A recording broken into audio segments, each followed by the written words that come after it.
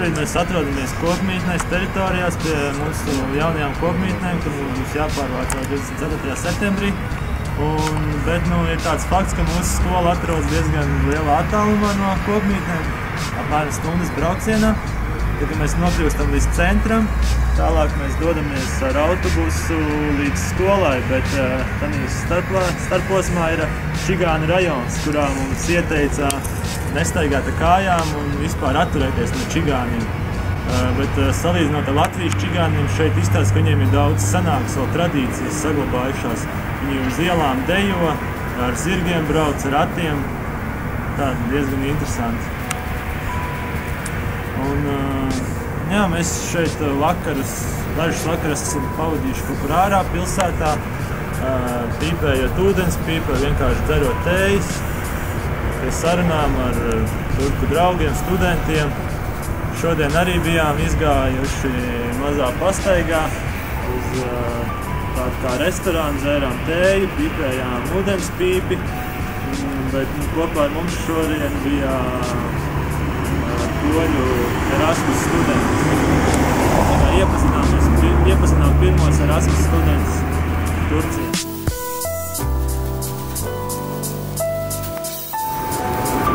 Tā par skolu es varētu pastāstīt to, ka skola ir pēc izmēra līdzīga kā mūsējā, Ventspils augstskola. Skolā ir 4 stāvi, Katrā stāvā ir sava fakultāte un pirmajā stāvā ir kafejnīca, kur var studenti iet paēst. Porcijas tur diezgan maziņas un cenas salīdzināt ar pilsētas centru ir daudz lielākas. Skolā mums piešķiršot savu kabinetu, lai mēs varētu mācīties, jo mums ir tālu jābrauc līdz skolai. Jā. Tikāmies ar dekānu. Ar dekānu, jā, kurš ir diezgan interesants cilvēks un ļoti gudrs, un viņam ir tāda līmeņa vai kas. Jā, liela dzīves pieredze. Jā, mafija. Apskatījām vienu skaistu vietu Meran, kas laikam neskaitās tā kā Konja, bet tāds tā kā Konjas nostrodīts, kas ir ļoti smuks. Tur ir zils ūdens, tāds kanāliņš maziņš, pie kuriem cilvēki brauc ar katamarāniem. Un tur mēs dzērām tēju, un Nākins stāstīja visādas lietas par vēsturi, par turku vēsturi, kāpēc viņiem nepatīk grieķi, par reliģiju. Tādām lietām.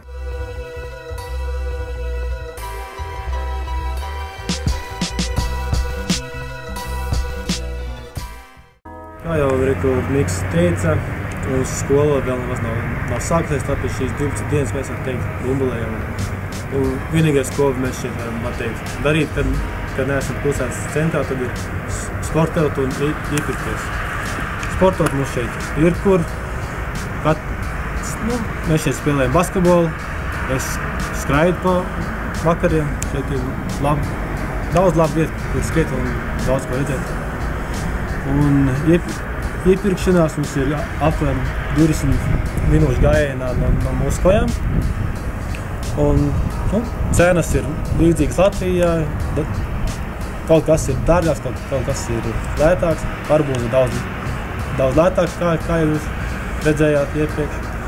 Un, ko es varu teikt, ka mums sanāca nopirkt kaut ko tādu, ko mēs pavisam nebijām domājuši. Bija tāda 5 litru kanniņa liela. Visu viņu pirkt, mēs domājam, tā būs vīnogas sulī, jo virsū bija vīnogas un tā. Nopirkām, aizvestām uz kojām. Riksīķi padzērās, viņš sādēja Rīgas saprast. Aizgāja atšķadīt, padzērās vēlreiz. Viņš teica, ne, tā nebūs sula. Jā, un tad mēs sākām lasīt, kas tur rakstīts, un izrādās tas ir šitais vīna etiks. Un tad mēs šīs dienas visur, kur var pielikt kaut kāds salāts, vienalga kaut makaron, visu liekam klāt vīna etiķi, mums ir 5 litri.